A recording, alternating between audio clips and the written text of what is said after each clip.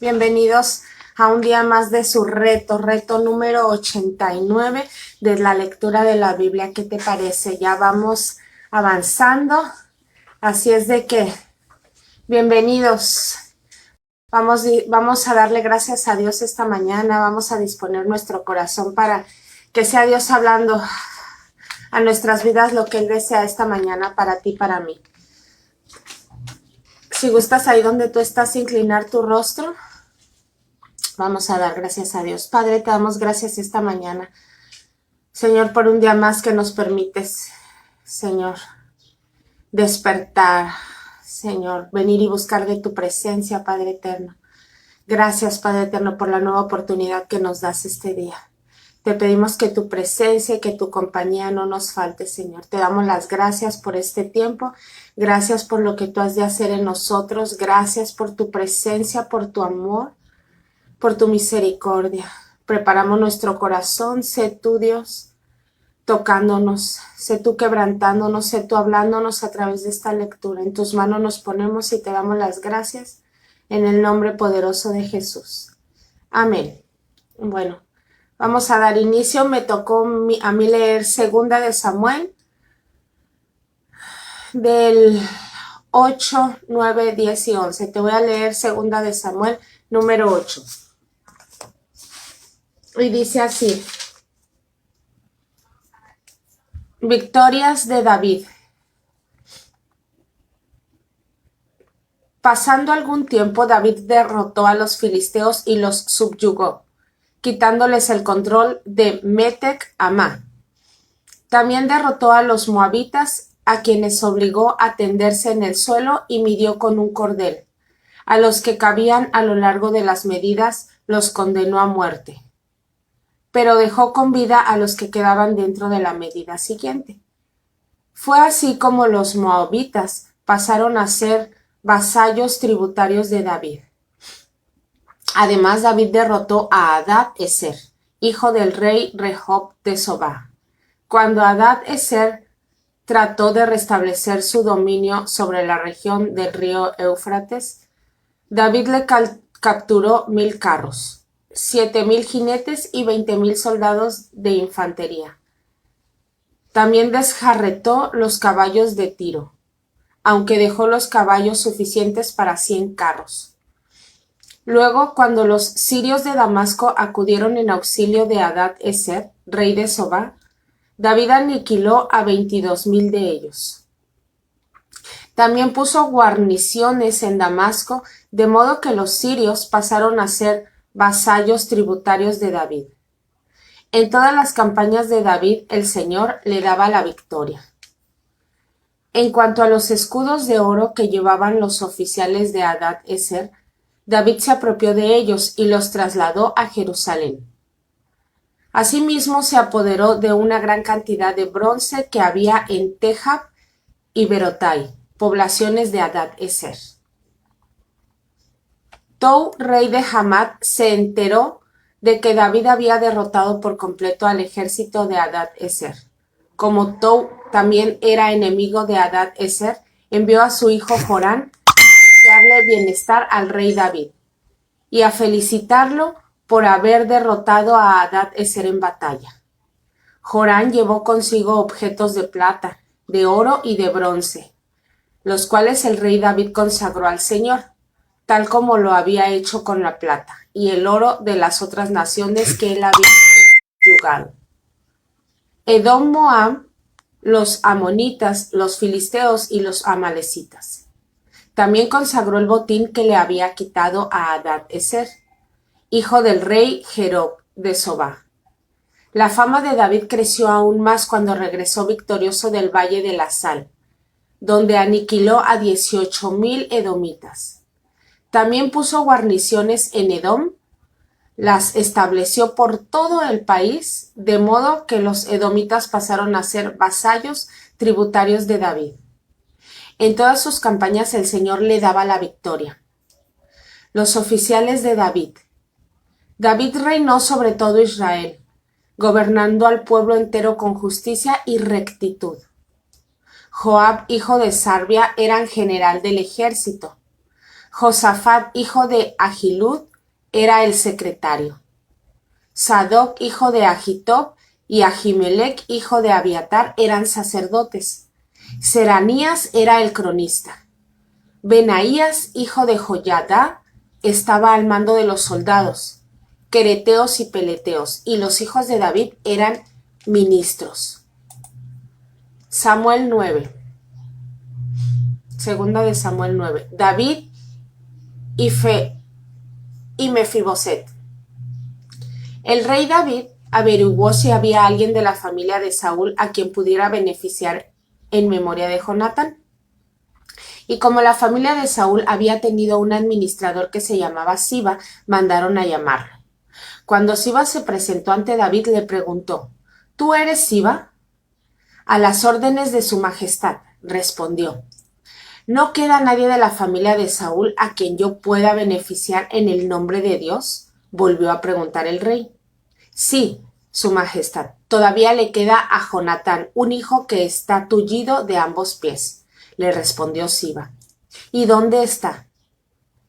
En Lodebar. Vive en casa de Maquir, hijo de Amiel. Entonces el rey David mandó a buscarlo a casa de Maquir, hijo de Amiel, en Lodebar. Cuando Mefiboset era hijo de Jonatán y nieto de Saúl, estuvo en presencia de David. Se inclinó ante él en rostro en tierra. ¿Tú eres Mefiboset? Le preguntó David. A las órdenes de su majestad, respondió. No temas, pues en memoria de tu padre Jonatán he decidido beneficiarte.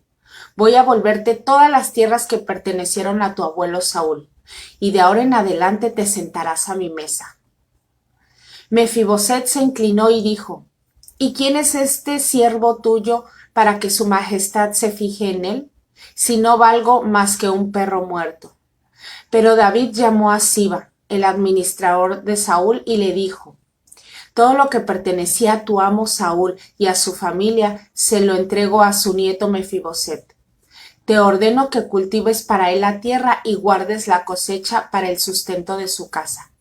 Que te ayuden tus 15 hijos y tus 20 criados. En cuanto al nieto de tu amo, siempre comerá en mi mesa. Yo estoy para servir a su majestad. Haré todo lo que su majestad me mande, respondió Siba. A partir de ese día Mefiboset se sentó a la mesa de David como uno más de los hijos del rey.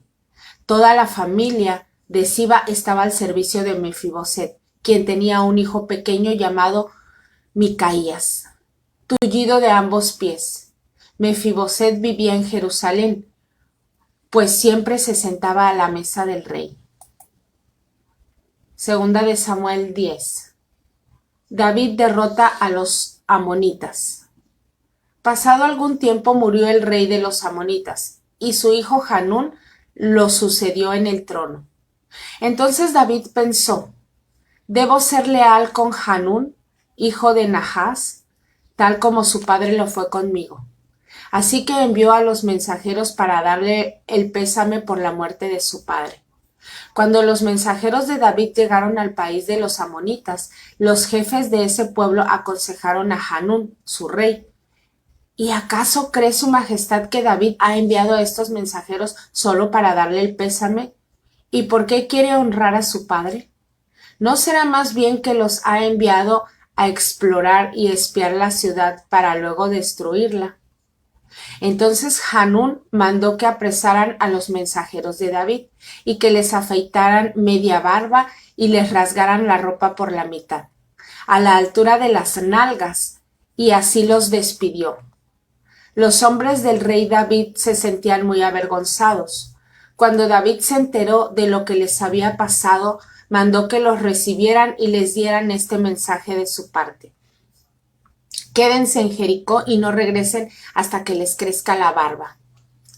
Al darse cuenta los amonitas de que habían ofendido a David, hicieron trámites para contratar mercenarios de entre los sirios de Bet-Rehob y de Sobá, 20,000 soldados de infancia, del rey de Macá, 1,000 hombres, y de Tob, 12,000 hombres.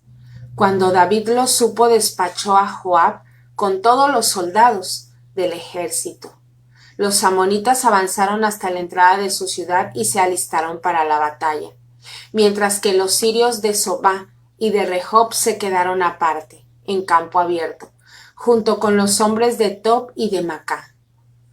Joab se vio amenazado por el frente y por la retaguardia, así que escogió las mejores tropas israelitas para pelear contra los sirios.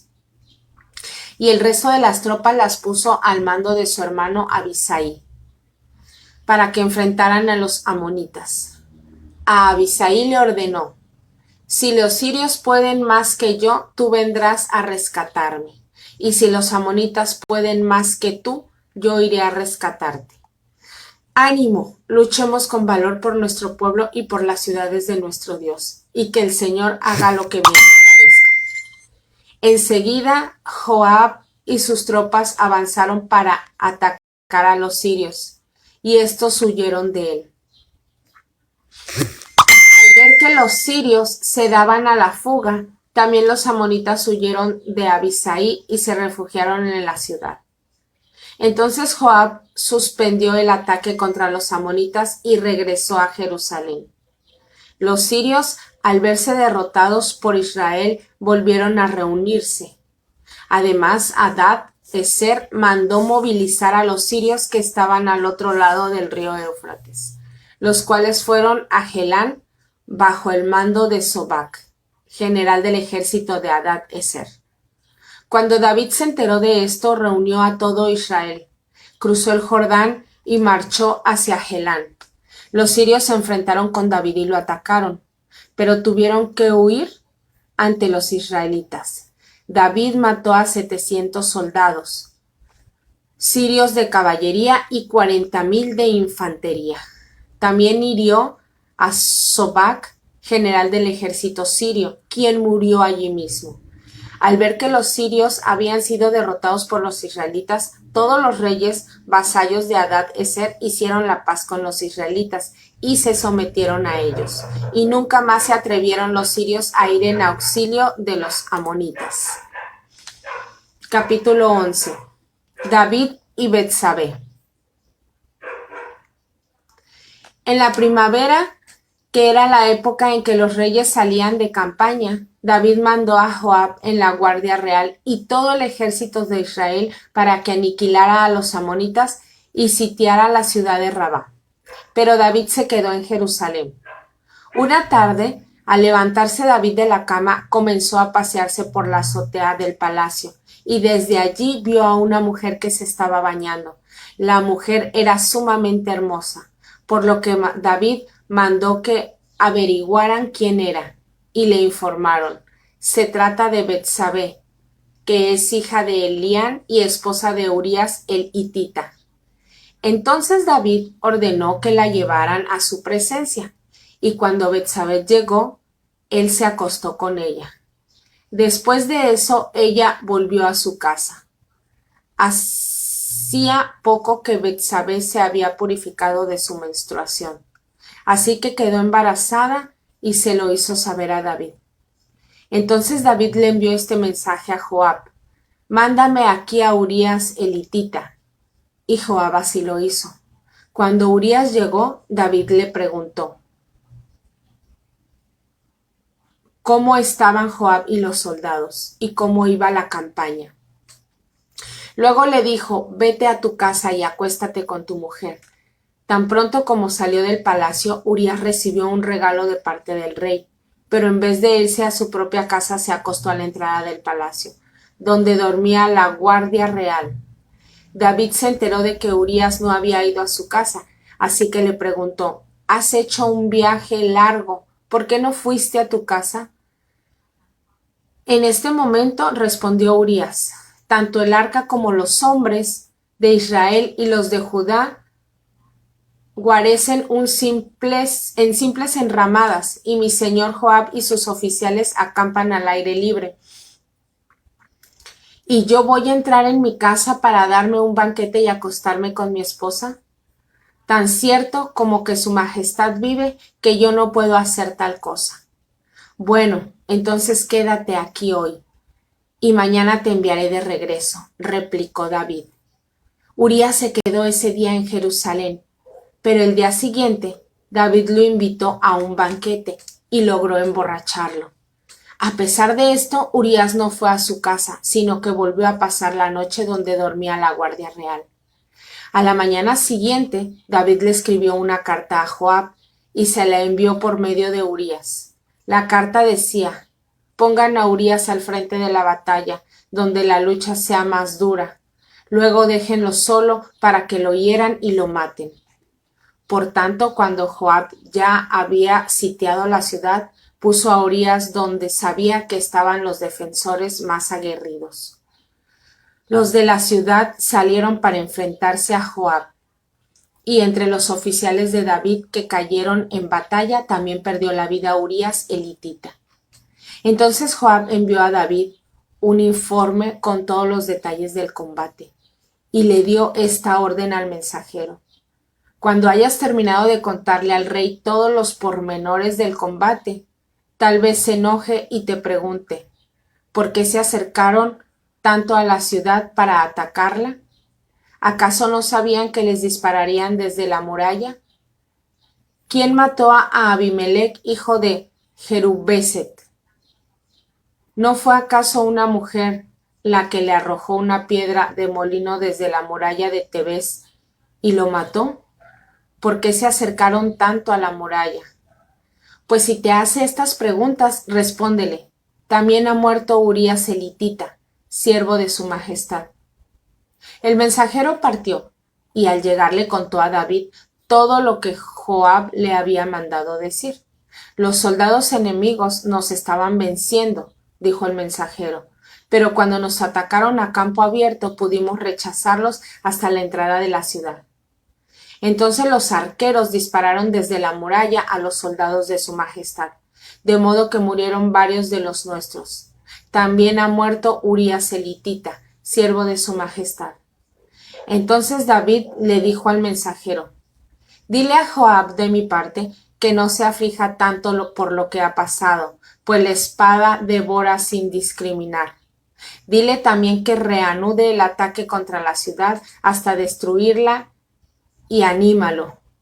Cuando Betsabé se enteró de que Urías, su esposo, había muerto, hizo duelo por él.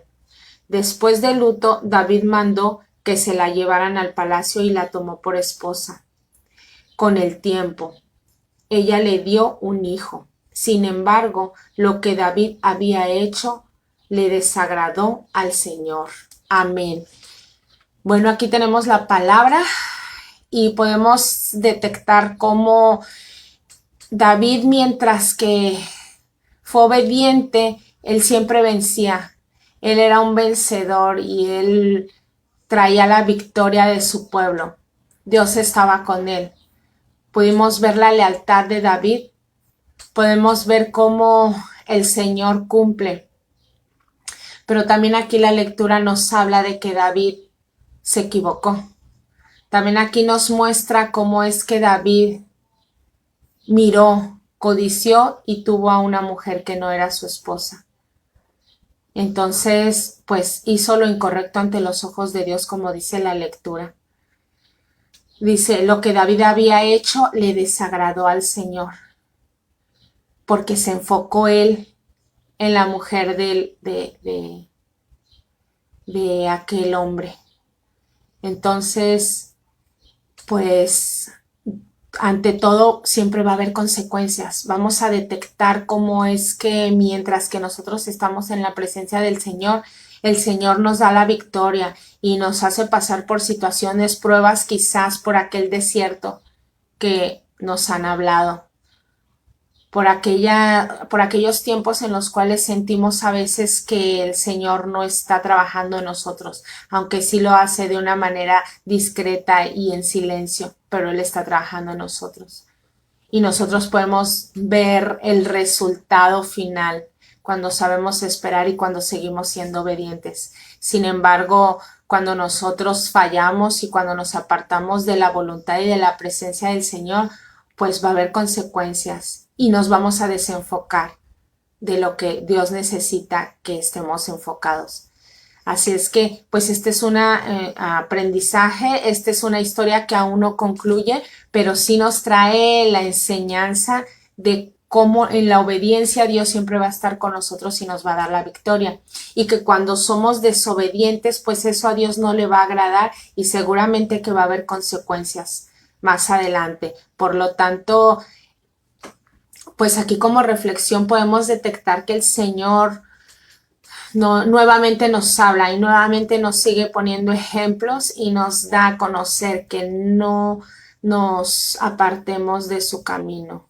Que si podemos caer en alguna debilidad, bueno, tenemos un Dios de misericordia, podemos ir y pedir perdón por aquello que hayamos hecho que no le ha agradado al Señor, pero que seguros debemos estar de que Él nos va a perdonar cuando vamos y le pedimos de corazón perdón y sentimos aquel arrepentimiento. Dios nos va a perdonar y nos va a levantar y nos va a mostrar su amor y su fidelidad. Así es que te invito a que el día de mañana continúes con esta historia porque no ha terminado y te felicito porque ya tenemos, pues ya vamos en el mes de marzo, entonces ya va avanzando, vamos entendiendo la Biblia poco a poco y Dios va hablando a nuestros corazones y a nuestras vidas.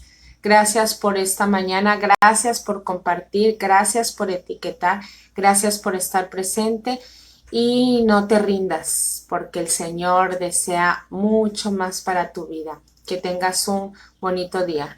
Bendiciones.